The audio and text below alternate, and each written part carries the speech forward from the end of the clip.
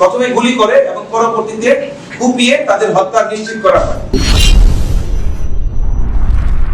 উপস্থিত প্রিন্ট এবং electronic media সাংবাদিকবৃন্দ, আসসালামু আলাইকুম, শুভ দুপুর। র‍্যাব প্রতিষ্ঠা লগ্ন হতে বিভিন্ন অপরাধের সাথে সম্পৃক্ত ব্যক্তিবর্গদেরকে দ্রুত আইনের আওতায় আনার ক্ষেত্রে অগ্রণী ভূমিকা পালন করে আসছে বাংলাদেশ আমার অহংকার এই মূল মন্ত্রে উজ্জীবিত হয়ে র‍্যাব ৬ এর সকল সদস্য দেশ মাতৃকার সেবায় সর্বোচ্চ উৎসর্গ করার জন্য সদা প্রস্তুত। আপনারা সবাই ইতিমধ্যে অবগত আছেন, গত ৩০ নভেম্বর ২০২৫ তারিখে খুলনা মহানগরীর আদালত চত্বরের মূল ফটকের সামনে প্রকাশ্য দিবালোকে একটি অত্যন্ত নৃশংসকর হত্যাকাণ্ড সংঘটিত হয়, যেখানে ভিকটিম ফজলে রাব্বি রাজন এবং হাসিব হাওলাদার নামে দুইজন ব্যক্তিকে জনসম্মুখে দুপুর আনুমানিক ১২:২০ ঘটিকার সময় প্রথমে গুলি করে এবং পরবর্তীতে কুপিয়ে তাদের হত্যা নিশ্চিত করা হয়।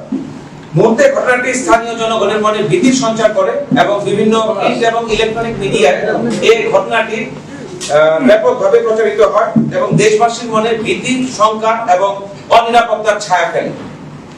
এই ঘটনাটি সংঘটিত হওয়ার সাথে সাথে আমাদের র‍্যাব ৬ এর একটি দল এই ঘটনাস্থল পরিদর্শন করে এবং ঘটনার সাথে সম্পৃক্ত বিভিন্ন তথ্য উপাত্ত সমূহ সংগ্রহ করে, পাশাপাশি সিসিটিভি ফুটেজ এবং মোবাইলে ধারণকৃত ফুটেজ আমরা সংগ্রহ করি। পরবর্তীতে এই ফুটেজগুলো অ্যানালাইজ করার মাধ্যমে আমরা ইনিশিয়ালি ৪ জন অভিযুক্তকে আমরা আমাদের সন্দেহের আওতায় নিয়ে আসি এবং তাদেরকে গ্রেফতার করার লক্ষ্যে আমরা আমাদের ইন্টেলিজেন্স ইনভেস্টমেন্ট অব্যাহত রাখি।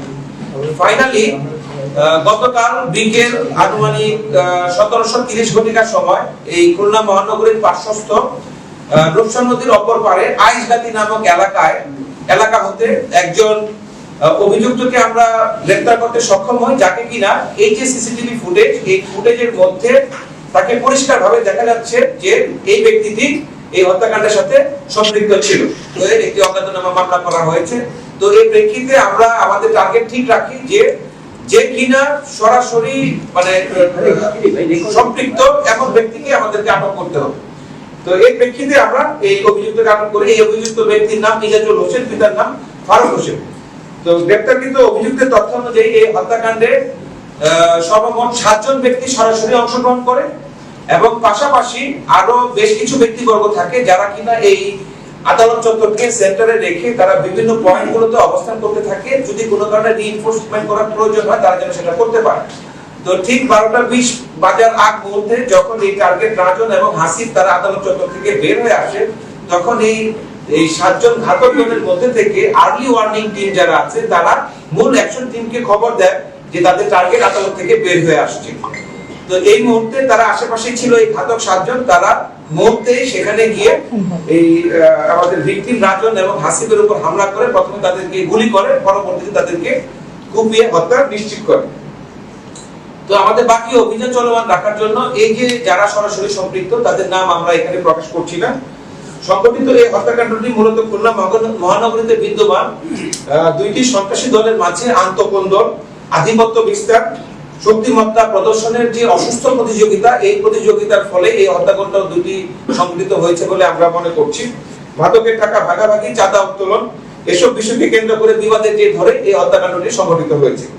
আমরা আশাবাদী বাকি যে অভিযুক্তরা আছে তাদেরকে আমরা অতি দ্রুতই আটক করতে সক্ষম হব। র‍্যাব ৬ সর্বদা আইনের শাসন প্রতিষ্ঠা, অপরাধ দমন এবং জনগণের নিরাপত্তা নিশ্চিত করার লক্ষ্যে বদ্ধপরিকর।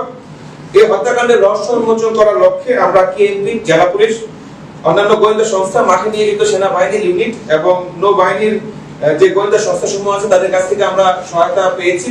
তো আমি বিশ্বাস করি যে আমাদের এই আইন শৃঙ্খলা রক্ষাকারী বাহিনীর সমন্বিত প্রচেষ্টার মাধ্যমে খুলনা মহানগরীর এই যে এই অপরাধগুলোকে আমরা দমিয়ে রাখতে সক্ষম হব বা বন্ধ করতে সক্ষম হব এবং আমাদের পরবর্তী প্রজন্মের কাছে আমরা একটি সুখী, সমৃদ্ধ, নিরাপদ একটি দেশ আমরা তাদের কাছে উপহার দিয়ে যেতে সক্ষম হব। আপনাদের সবাইকে ধন্যবাদ।